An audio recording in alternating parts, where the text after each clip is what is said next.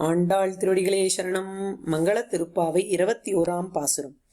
அவனியாளின் அவதாரமாகிற ஆமுக்த மால்யதா எனும் ஆண்டாள் மங்கள திருப்பாவையை அளித்து நமக்கு அனுகிரகம் செய்ததை அனுதினமும் அனுபவித்துக் கொண்டு வருகிறோம்.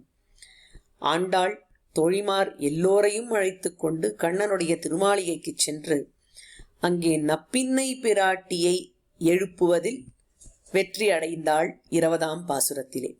நப்பின்னை இந்த கோஷ்டியினர் உடன் வந்து சேர்ந்து கொண்டு கண்ணனை எப்படி அழைக்க வேண்டும், எப்படி எழுப்ப வேண்டும் என்பதை ஆண்டாள் கோஷ்டியினருக்கு கற்றுக் கொடுக்கிறாள் 21ஆம் பாசுரத்தில்.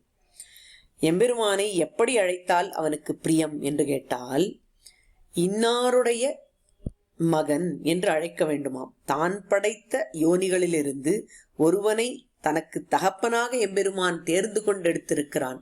அதற்கு காரணம் என்ன? அவர்களுடைய மகாத்மியம், அதை பிரகாசிப்பிக்க வேண்டும் இவ்வுலகத்திலே என்பது எம்பெருமானுடைய திருவுள்ளம்.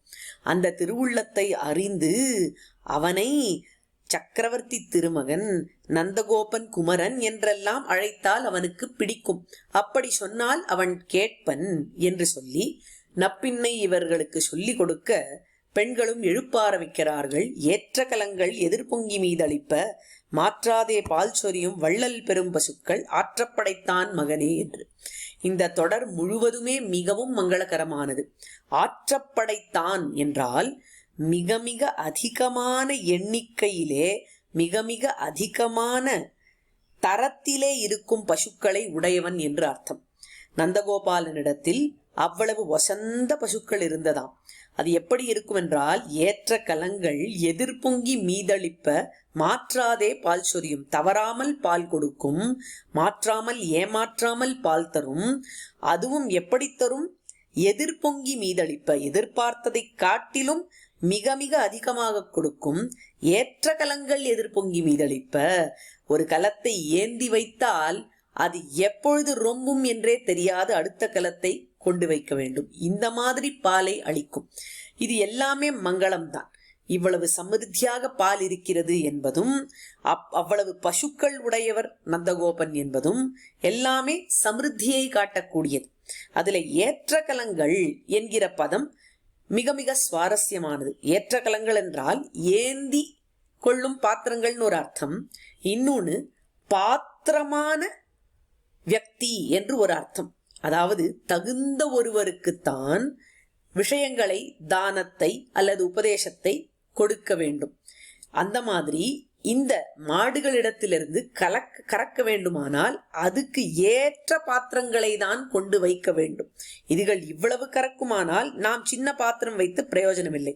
அதனால் தகுதியை நாம் வளர்த்து கொள்ள வேண்டும் என்கிற மங்களம் காட்டப்பட்டிருக்கிறது. இதற்கு மேலே பாசுரம் எப்படி போகிறது என்றால், இந்த பெண்கள் எம்பெருமானிடத்தில் பிரார்த்தித்து ஆற்றப்படைத்தான் மகனே அறிவுராய், ஊற்ற முடியாய், பெரியாய் என்றெல்லாம் அழைக்கிறார்கள். எம்பெருமானுடைய பரத்துவத்தை பாடுகிறார்கள். அதற்கு மேலே தாங்கள் எப்படி வந்தோம் என்பதை கூறுகிறார்கள். ஆற்றாது வந்துன் அடிபணியுமா போலே போற்றியாம் வந்தோம் என்று சொல்லுகிறார்கள் பெண்கள். நாங்கள் எப்படி வந்தோம் என்றால், நாங்கள் ஆற்றாது வந்தோம், எங்களுக்கு வேறு கதி இல்லை, நாங்கள் அகிஞ்சனர்கள் என்று எங்களுடைய கைமுதலின்மையை காண்பித்துக் கொண்டு உன்னுடைய அடிபணியுமா போலே, திருவடியிலே வந்து சேர்ந்தோம் எம்பெருமானே என்று காண்பித்துக் கொடுக்கிறார்கள். நம்மை பொறுத்தவரையில் நம்மளுடைய தகுதி என்ன என்றால் இந்த கைமுதலின்மை, ஆக்கிஞ்சன்யம் என்பதுதான். அதுதான் நம்மை ஏற்ற கலங்களாக ஆக்குகிறது பகவத் கிருபைக்கு, நம்மளை பாத்திரமாக ஆக்குகிறது எம்பெருமானுடைய கருணைக்கு.